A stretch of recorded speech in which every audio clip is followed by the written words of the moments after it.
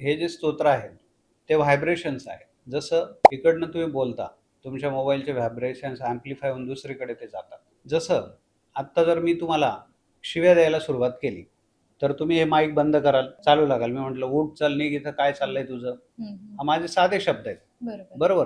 तुझ्या आई-वडिलांना काय अक्कल आहे का? कशी बसलीस तू? तर तुम्ही रागवाल. हे शब्द तुमच्यावर परिणाम करतायत. बरोबर. मग ते मंत्र आहेत. ते तुमच्या बॉडीच्या चक्रांवर परिणाम करतात.